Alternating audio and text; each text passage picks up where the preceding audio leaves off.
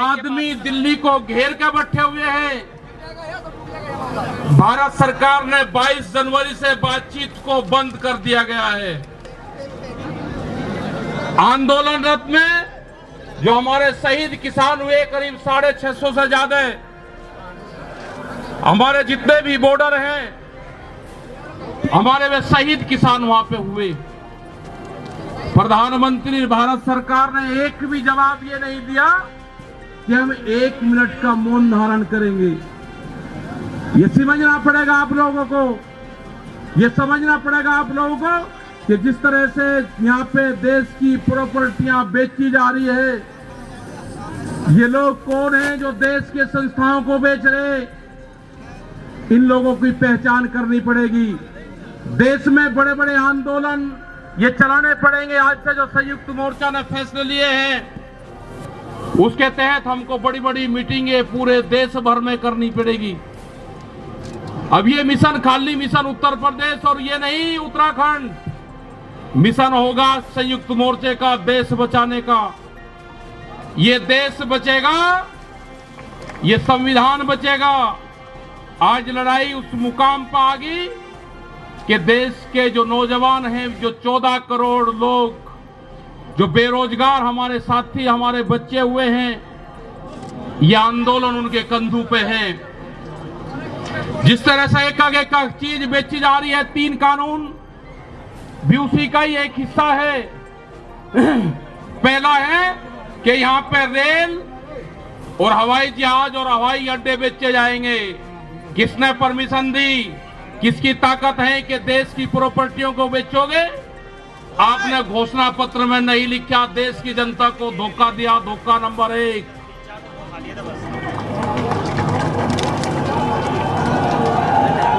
धोखा नंबर 2, धोखा नंबर 2, बिजली बेचेंगे, प्राइवेट करेंगे बिजली को। ये धोखा नंबर 2 कहीं घोषणा पत्र में नहीं लिखा। जब वोट मांगी नहीं कहा कि बिजली भी बेचेंगे। क्या लाई थी? ये सड़क बेचेंगे, पूरी सड़कों पर टैक्स लगेगा और एनएच के आसपास 500 मीटर तक अपनी कोई चाय की दुकान और गुमटी भी नहीं लगा सकता। अगर किसी ने चाय का खोखा रखा तो वह जमीन उसकी गांव समाज में निहित होगी। ये सड़कों को बेचने का काम करेंगे। ये देख लेना क्या क्या चीज बिक्री है। ये सेल फॉर इंडिया का बोर्ड देश में लग चुका है।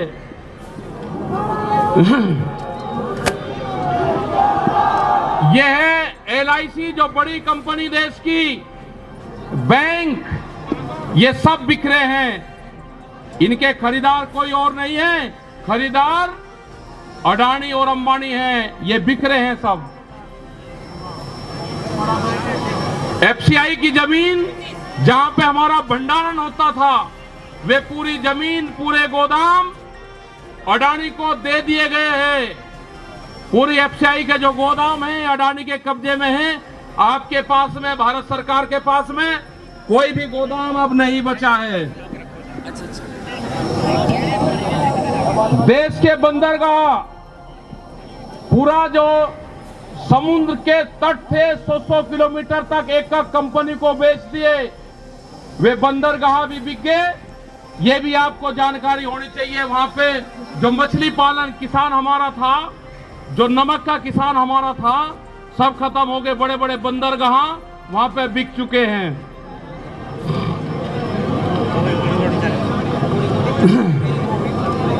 ये जल को बेच रहे हैं। जल का पूर्ण रूप से प्राइवेट कंपनियों को नदियां बेची जा रही है। जो नदियां, जो जल हमारी जीवन रेखा होती थी, उनको बेचने का काम पूरे देश में करा जा रहा है।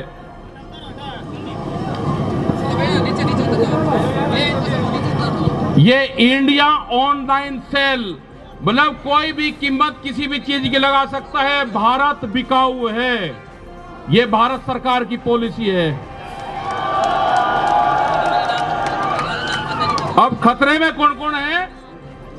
ONGC, BPCL, इस्पात, शिक्षा, प्राइवेट जो चिकित्सा हो रही है, और देश के संविधान भी खतरे में है। जो बाबा भीमराव अंबेडकर का संविधान था वो भीड़ में बता जा रहा है, हम उसको भी बता रहे हैं कि बाबा भीमराव अंबेडकर का संविधान भी खतरे में है, उसको भी बचाना है।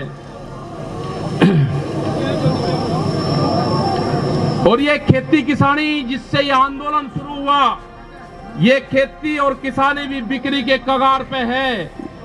हमारी समझ में जब आया, जब देश की खेती बिकने के कगार पाई, जब ही आंदोलन शुरू हुआ। उसके 3 कानून 9 महीने से किसान आंदोलन है वो करने को तैयार नहीं है। आज हालात ये है कि आपका 10 साल पुराना आगे के 10 साल पुराना ट्रैक्टर नहीं चलेगा, वो भी इसी में आता है। आपको बैंक में कर्जा आप दुगना ले लो, आपको बैंक दुगना कर्जा दे देगा। आपको बैंक कहेगा कि गोल्डन कार्ड बना दिया, आप कर्जा ले लो, फसलों के भाव नहीं आपको देंगे। हम जिस जमीन पर आए हैं, ये जमीन उत्तर प्रदेश की जमीन, और जहां पे मुजफ्फरनगर का जो क्षेत्र है ये गन्ने की बेल्ट है पूरी। क्या इन लोगों ने ये नहीं कहा कि जब अगर हमारी सरकार आएगी तो हम 450 रुपए गन्ने का भाव देंगे? ये कोई भाव देने को तैयार नहीं है। यहां पे सरकारें पहले भी आई जिन्होंने 80 रुपया रेट बढ़ाया, दूसरे वाली सरकार आई 50 रुपए रेट बढ़ाया। क्या योगी सरकार उन दोनों से कमजोर है? 1 रुपया रेट नहीं बढ़ाया। हमारा 12,000 करोड़ रुपया से ज्यादा आज शुगर फैक्ट्रियों पे सरकार पे बकाया है। अगर हम मांगते हैं तो कहते हैं जी ये राजनीति कर रहे हैं। अगर ये मुद्दे उठाने राजनीति है तो ये मुद्दे यहाँ के लोग उठाते रहेंगे। हमें बहुत तरह के एलिगेशन लगाए गए। हम 9 महीने से वहां पे हैं, आप लोगों के बीच से वहां पे गए, आप बहुत जिम्मेदारी के साथ में वहां पे छोड़ के आए। पूरा संयुक्त मोर्चा दिल्ली के चारों तरफ है। हम घर नहीं जाएंगे। मुजफ्फरनगर में भी आए तो सिर्फ संयुक्त मोर्चे की मीटिंग में इस मैदान में आए। इस मैदान से बाहर मुजफ्फरनगर की जमीन पे पैर नहीं रखेंगे भैया। यहाँ पे मुजफ्फरनगर की जमीन पे हम पैर नहीं रखेंगे। हम गाड़ी से यहां से वापसी जाएंगे। जब ये आंदोलन फतेह होगा, इस किसान और देश के जवान की जीत होगी, जब ही हम यहाँ पाएंगे। अत्याचार बहुत है। यहाँ पे पुलिस फोर्स के लोग भी होंगे। यहाँ पे पुलिस फोर्स के लोग हैं, उनकी सैलरी 25 और 30 हजार रुपए है। ड्यूटी वे 24 घंटे देंगे। मास्टर जो प्राइमरी का टीचर है उससे आधी सैलरी उनकी होगी। वे आवाज नहीं उठा सकते, उनकी आवाज को दबाया जाता है। उनका जो क्वार्टर है वो 500-600 फीट में है। उनके क्वार्टर बड़े बड़े, उनकी सैलरी भी टीचर के बराबर उनकी सैलरी हो। वे ड्यूटी देते हैं 24 घंटे। जितने भी सरकारी कर्मचारी हैं उनकी पेंशन खत्म करोगे। एमपी एमएलए की पेंशन लोगे 2-2, 3-3। कर्मचारियों की पेंशन खत्म करोगे। आप देश में प्राइवेटाइजेशन करोगे तो रोजगार खत्म होंगे। हमारी समझ में एक बात नहीं आई, जो बड़ी बड़ी कंपनी 67,000 और 1 लाख करोड़ रुपया सरकार का लेकर भाग जाती है, उन्हीं को ही फिर बड़ी बड़ी संस्थाएं बेच रहे हैं। वो पैसा कहां जा रहा है? अगर पूरे हमारे संस्थाओं के रेलवे बिक्री है, रेल के 4.5 लाख कर्मचारी बेरोजगार होंगे। मैंने जो सफाई कर्मचारी है उनसे बातचीत करी, रेलवे के या किसी भी नगर पालिका के हो, 5 और 6 हजार रुपए में वे सफाई कर्मचारी वाल्मीकि समाज के लोग नौकरी करेंगे। यहाँ पे अगर ठेका पड़ता होगी तो रोजगार जाएंगे। अगर प्राइवेट कंपनी के हाथ में ये कंपनी आ जाएगी, जिस तरह से रेलवे गई, 4.5 लाख कर्मचारी बेरोजगार होंगे। जो रेहड़ी पटरी के लोग अपना रोजगार चलाते थे, वे 4.5 करोड़ लोग हैं, वे बेरोजगार होंगे। बड़ी बड़ी अमेज़न जैसी कंपनी आ रही है जो इस देश में व्यापार करेंगी, इस देश में मॉल खुलेंगे। वे हमारे मजदूर भाई कहां जाएंगे? ये उनकी भी लड़ाई है। ये लड़ाई जितनी भी संस्थाएं बिक रही है उसकी लड़ाई है। और आपने आगे की और हम बात बता देना चाहते हैं। ये लड़ाई शुरू हुई 3 काले कानून से, ये लड़ाई शुरू हुई एमएसपी पे गारंटी कानून से। हमने एक ही जिले का एक डाटा भारत सरकार को दिया, यहां उत्तर प्रदेश के अधिकारियों को दिया, यहां के मुख्यमंत्री को दिया। रामपुर जिले में जो मंसूरी धान की खरीद होती है वो बिहार में पैदा होता है, उसको बेच रहा है यहाँ पे, वो पंजाब जाता है, हरियाणा जाता है। बड़े व्यापारी का धान फसलें एमएसपी पे बिकती है, किसान की 10 से और 15% बिकती है। ये आपको समझना होगा। पूर्ण रूप से फसलों के दाम नहीं तो वोट नहीं, ये नारा लगाना पड़ेगा। फसलों के दाम नहीं तो वोट नहीं। जब तक इस सरकारों को वोट की चोट नहीं दोगे, ये दोनों बाहरी लोग हैं, इनको यहां से जाना होगा। अमित शाह, मोदी और योगी ये चुनाव जीत का है, ये उत्तराखंड से चुनाव जीत के प्रधानमंत्री बने, कोई ऐतराज नहीं। उत्तर प्रदेश की जमीन से जीत के गुजरात में गुंडागर्दी के दम पे आना हो, वहां पे पुलिस स्टेट है, वहां पे जीत के देश का प्रधानमंत्री बने, कोई ऐतराज नहीं है। लेकिन उत्तर प्रदेश की जमीन पे ये दंगा करवाने वाले लोग हैं, इनको यहाँ पे बर्दाश्त यहाँ की जनता नहीं करेगी। ये मिशन जो संयुक्त मोर्चे का है ये तय हो चुका है और हम वो 28 तारीख की याद आप सबको याद होगी, वो 28 तारीख की याद भी याद कर लेना। वहां पे ना मुसलमान बचना था और ना सरदार भाई बचना था और ना देश का किसानी झंडा बचना था। उस रात को देश में आंदोलन का कत्लेआम होता, उसके बाद में देश में कोई आंदोलन नहीं हो सकता था। वे 148 लोग वहां पे थे और 8000 की पुलिस और गुंडे के तत्व पे वहां पे कब्जा करने की नियत थी।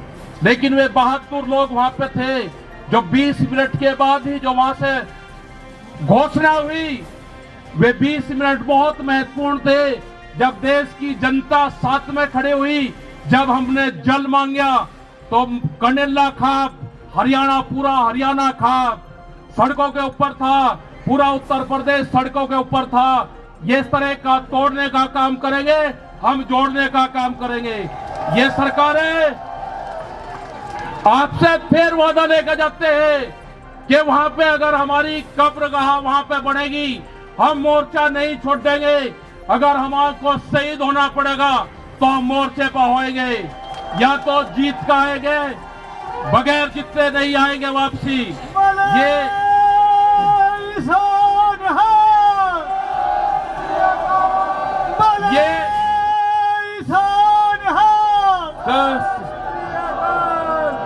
इस तरह की अगर सरकारें देश में होंगी तो ये दंगे करवाने का काम करेगी। पहले भी नारे लगते थे जब टिकैत साहब थे, अल्लाहू अकबर, अल्लाहू अकबर, ये नारे लगते थे। हर हर महादेव और अल्लाहू अकबर के नारे इसी धरती से लगते थे। ये नारे हमेशा लगते रहेंगे, ये नारे हमेशा लगते रहेंगे। दंगा यहां पे नहीं होगा। ये तोड़ने का काम करेंगे, हम जोड़ने का काम करेंगे। किसी गलत फहमी में मत रहना। ये देश हमारा है, ये प्रदेश हमारा है, ये जिले हमारे हैं। आप तैयार रहना। ये कहते हैं कि लाल किले पे किसान गया, अगर लाल किले पे नहीं, किसान तो अगर जाता तो पार्लियामेंट पे जाता जहां पे कानून बने हैं।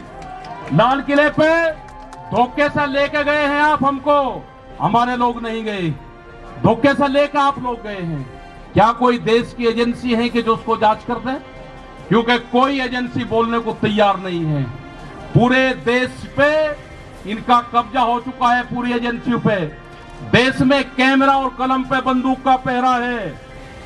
कैमरा और कलम पे किसी प्रेस की हिम्मत नहीं कि वो किसान के पक्ष में दिखा दे। निगेटिव दिखाते हैं बहुत प्रेस के लोग।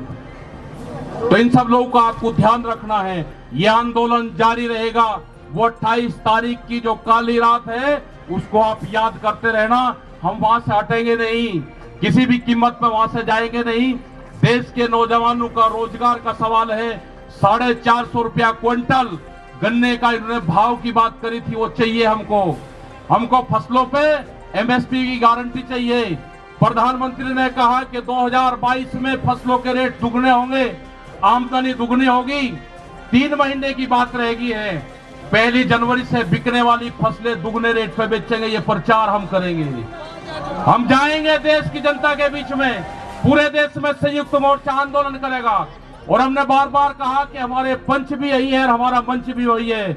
आपने बात सुनी, ये 20 लाख से ज्यादा लोग मुजफ्फरनगर की जमीन पाए, इन सब का बहुत बहुत धन्यवाद, सभी वॉलंटियरों का धन्यवाद। अभी हमारे कुछ लीडर रह रहे हैं, आप उनकी बात सुनोगे।